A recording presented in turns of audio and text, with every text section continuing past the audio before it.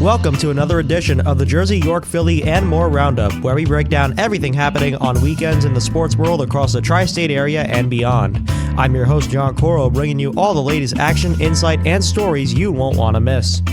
Starting off with Friday, the Boston Celtics took down the Sixers in Game 3, winning 108-100 at Xfinity Mobile Arena. In his return from injury, Jason Tatum continued to avenge himself with a 25-point performance.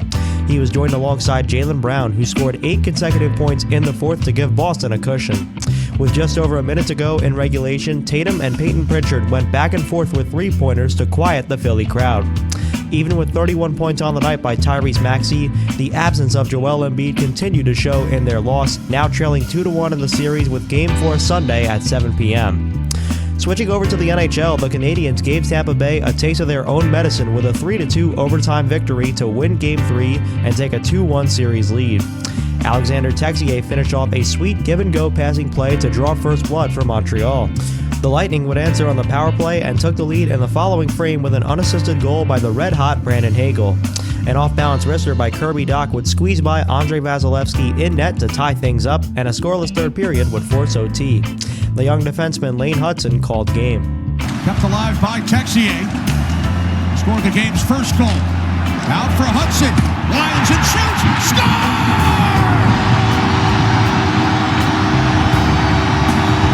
The Montreal Canadiens take game 3. 2 minutes, 9 seconds into overtime. Audio courtesy of the NHL on YouTube. Moving on to the MLB, the Yankees made a statement in their first game against the Astros in 2026, putting together a dominant 12-4 victory at Dyken Park. The Yanks were riding high with a 3-spot in the first inning and another opposite field homer by Ryan McMahon. H-Town got one back, but New York responded on the second home run in as many games for Jazz Chisholm. When the Astros made it closer again, the Yankees did not take it lightly by plating 6 runs in 2 innings, with Ben Rice and Jose Caballero finding the seats during that span. The Bronx Bombers would cruise to win their 7th game in a row. Heading south to Truist Park, the Phillies' losing streak has made it to double digits as they fell short to the Braves 5-3. 2 runs came home for Philly in the third, with Trey Turner going yard to right field, but Atlanta returned fire on this laser by Ronald Acuna. Acuna drives this one deep left field, and this game is tied. Audio courtesy of the MLB on YouTube. The Phils would use the long ball again to grab back the lead, but Atlanta took their first of the night with a 3-run 6th inning, with Michael Harris providing the spark on a go-ahead double in the gap. Robert Suarez would shut the door with his 3rd save. Finishing off in Flushing, the Rockies won 4-3 over the Mets at Citi Field. Both teams got on the board using small ball, hence a 1-1 tie going into the 6th. Jake McCarthy would break the deadlock with an RBI double, pushing the limits of Freddie Peralta on the mound. The bullpen could not hold their own and allowed Colorado to get some insurance thanks to Troy Johnston making it a 3-run game. 2 innings later, Brett Beatty got a timely hit for New York that drove in a couple, but the Rockies held them off for the W. Despite the pitching staff giving up 11 hits, Michael Lorenzen still threw 7 innings while only giving up a run to keep the Mets at bay. Moving on to Saturday, the New York Yankees fittingly put up 8 runs to win their 8th consecutive game, defeating the Astros in Houston. The Yanks would fall behind in the first, but made it up on solo shots from Trent Grisham and Jose Caballero again. In the 6th inning, Carlos Correa was all over a breaking ball that was hung, tying the game on a towering homer to left center. Austin Wells would just clear the right field wall to retake the Yankee lead in the following frame. Drill to right field.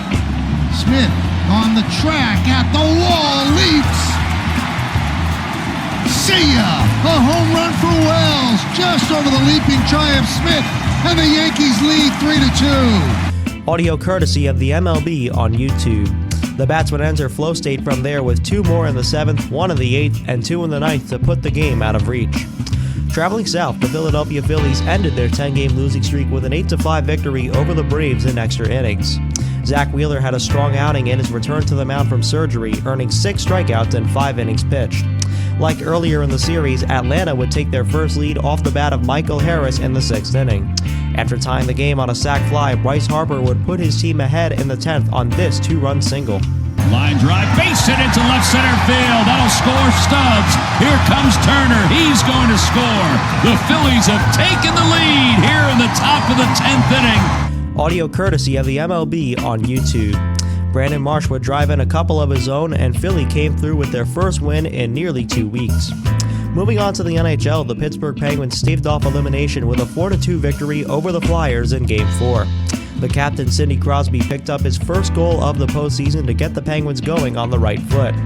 Early in the second period, a brutal turnover was made by Dan Vladar behind his own net, and Ricard Raquel took advantage by scoring in the wide-open cage. Philadelphia would get one back, but when the third period rolled around, Chris Letang had room to walk in and fire one home for some insurance. Once again, the Flyers pulled to within one, but an empty netter would finish the job and keep Pittsburgh's season alive. Going north to Ontario, the Carolina Hurricanes completed the sweep after taking down the Ottawa Senators 4-2. Like Game 1, the scoring did not begin until the second frame, when Taylor Hall cashed in on the odd man break. The Sens quickly answered less than 2 minutes later on a power play goal by Drake Batherson. About halfway through the third period, Logan Stankoven responded back with a PPG of his own, thanks to the puck bouncing off the boards right to his stick. Sebastian Aho would score 2 empty netters to hold off any threat from Ottawa, punching their ticket to the second round for the 6th year in a row.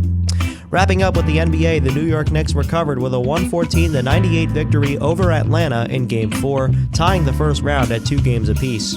The Hawks could not keep up at the midway point of the first quarter, trailing by 14 at halftime and by 20 at the end of the third. Karl Anthony Towns put together his first triple-double in the playoffs, becoming the 4th Knicks player in franchise history to do so.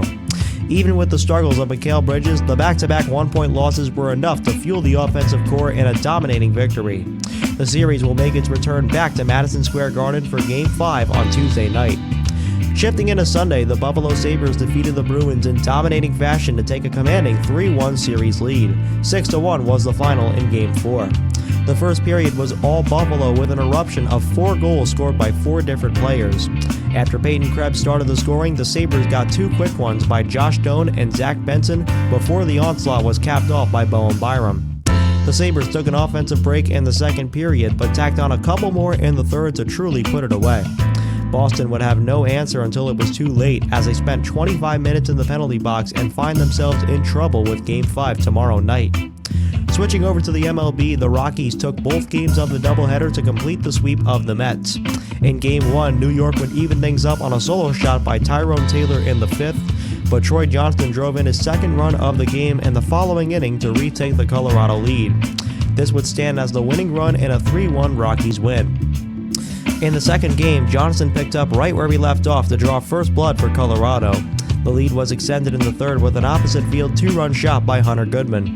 The Rockies won 3-0 and were backed up by 7 shutout innings from Chase Dollander.